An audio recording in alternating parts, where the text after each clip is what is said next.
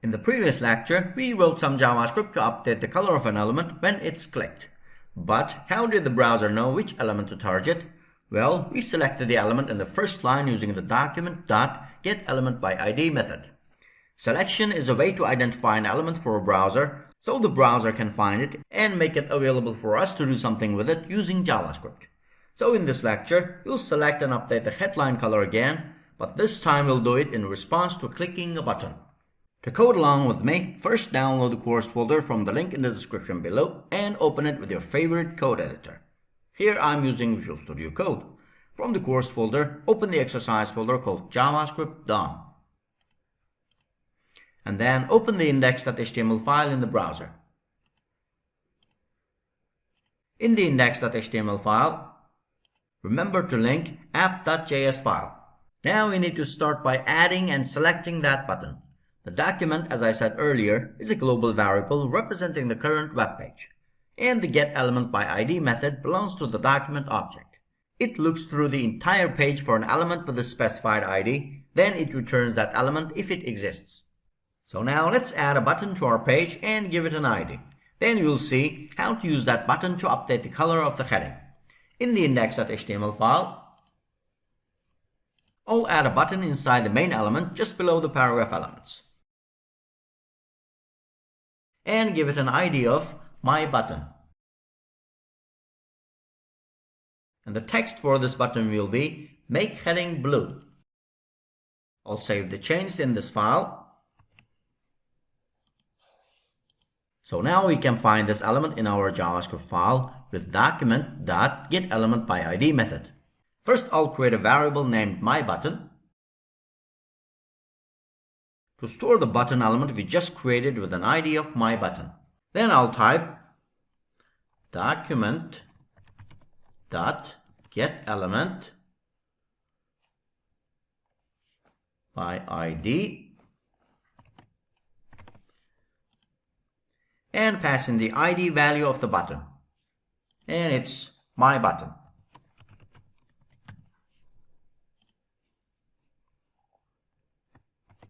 And instead of the heading element listening for clicks, we want the button to listen. So let's call add event listener on my button instead of my heading. Now when the button is clicked, we still want to update the heading's color to blue, so we can leave this line as it is. Alright, I'll save the change. Refresh the page. If I click the heading, nothing happens. It's expected. But if I click the button, the heading becomes blue.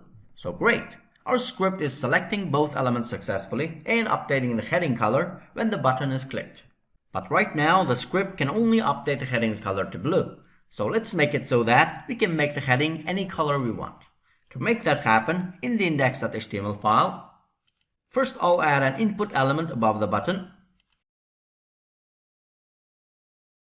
And I'll give it the ID My Text Input. I'll also update the button text to Change Heading Color.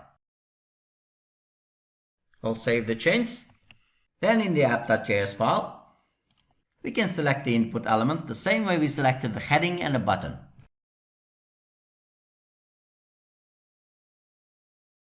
So now the variable myTextInput holds a reference to the input element.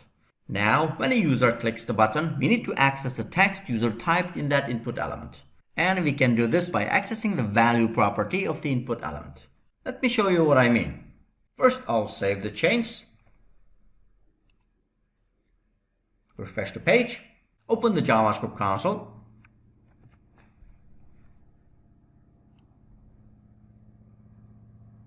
Then in the console, I'll type, press enter, and as you can see, we can access the value of my text input variable we created in the app.js file. If I mouse over this input element, as you can see, it's this highlighted one in the browser. So now if I type, then press enter, we see that it's an empty string. So let's type something into the blank text field. Let's say green. And now if I type, then press enter, this time I get the string green. Back in the app.js file, instead of the string blue, now I'm going to put the code we just tried in the console. So I'll replace this blue with my text input.value. And now the heading's CSS color property will be set to the value typed into the text box whenever the button is clicked. Again, if this function isn't making sense just yet, don't worry. We'll cover this in the upcoming lectures. For now, we are just getting practice selecting elements. Alright, I'll save the change. Refresh the page. I'll type orange in the text field. Click the button. As you can see, now the heading became orange. I'll type red. Click the button. As you can see, now the heading became red. And I can even type color code. Let's say, click the button. Now the heading became pink. Good. We have just created our first app together, so well done. And feel free to play with it before the next lecture. You could try to add a button that always resets the heading to black, for example, or create another text field that sets a different style attribute of the heading, such as the background color or border.